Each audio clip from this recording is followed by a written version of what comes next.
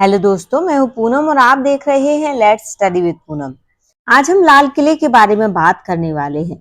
लाल किले का इतिहास इस इमारत की तरह ही काफी भव्य और विशेष है। इस किले को मुगल काल में किला-ए मुबारक नाम से जाना जाता था। ये किला मुगल काल की नई राजधानी शाहजहानाबाद का महल हुआ करता था। दिल्ली मुगल काल की 7वीं बड़ी मुस्लिम नगरी थी। इस मुगल साम्राज्य की नींव मुगल बादशाह बाबर ने 16वीं शताब्दी में रखी थी। इसी मुगल साम्राज्य का अंत भी दीवाने खास में आखिरी बादशाह बहादुर शाह जफर के रूप में हुआ। इसी लाल किले की प्राचीर से हमारे देश के पहले प्रधानमंत्री जवाहरलाल नेहरू ने ये संदेश दिया था कि अब हम आजाद हैं। शाहजहां ने 11 सालों तक आगरा में शासन करने के बाद ये तय किया कि राजधानी को दिल्ली लाया जाए। तब सन 1638 में उन्होंने लाल किले की नींव रखी। लाल किले को दुनिया का सबसे बेहतर रूप देने के लिए उन्होंने उस्ताद अहमद लाहौरी को बुलाया।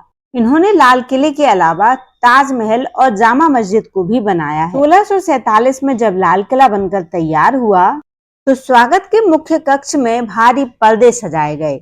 चीन के रेशम और टर्की से भारी कालीन मंगाए गए। इतनी सजावट भी केवल इसलिए क्योंकि बादशाह पहली बार लाल किला देखने आ रहे थे।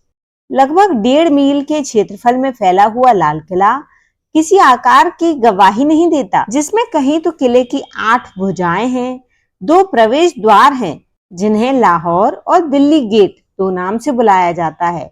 लाहौर गेट से लोग छत्ता बाजार में पहुंचते हैं। लाल किले में कई और बेहतरीन इमारतें भी हैं, जो लाल किले की इन्हीं दीवारों के अंदर बनी हुई हैं।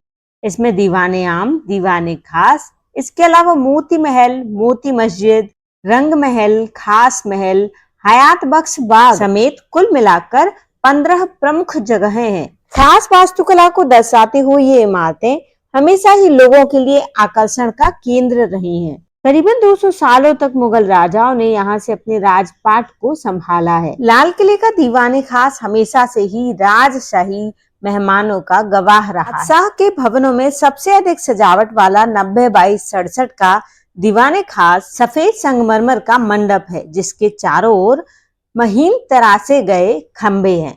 इस मंडप की सुंदरता से अभिभूत होकर एक दिन बादशाह ने भी यही कहा था कि यदि पृथ्वी पर कहीं स्वर्ग है तो यही कार्नोलियन और दूसरे पत्थरों के पच्चीकारी मोजेक से बने हुए दीवाने खास एक समय पर मयूर सिंहासन के लिए भी प्रसिद्ध था, जिसे 1739 में नादिर शाह द्वारा हथिया लिया गया था। 10 मार्च 1739 का दिन था। शहर में कुछ भी सामान्य नहीं था। शाम के 4 बज रहे थे। लाल किले के सामने की सड़कों और गलियों पर नादिर शाह के सैनिक बेफिक्री से घूम रहे थे। आखिर दुनिया का सबसे अमीर शहर उनके बादशाह के कब्जे में जो था। मोहम्मद शाह ने अपनी जान बख्शे जाने के एवज में अपने पुरखों का खजाना नादिर शाह के कदमों में रख दिया था। दोस्तों, जब देश में अंग्रेजों की हुकूमत आई तो उनके सामने लाल किले की कोई खास कीमत नहीं थी।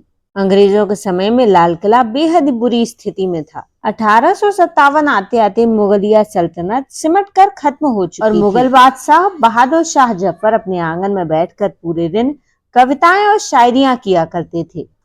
इसी बीच 1857 की क्रांति से जुड़े कुछ लोग मुगलिया दरबार में यानी बहादुर शाह जफर के पास पहुंचते हैं और उनसे कहते हैं कि अंग्रेजों के आने से पहले आप ही देश पर शासन किया करते थे।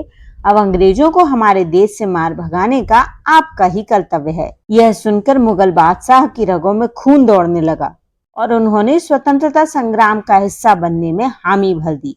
अब अंग्रेज सोचने लगे कि यदि देश ने दोबारा मुगल सल्तनत को अपना लिया तो हमारे लिए काफी मुश्किलें खड़ी हो सकती हैं। जब 1857 के विद्रोह के बाद पूरे देश पर अंग्रेजों का कब्जा हो चुका था, तब अंग्रेजी अफसर 1800 सैनिकों के साथ बहादुर शाह जफर को पकड़ने के लिए पहुंचे।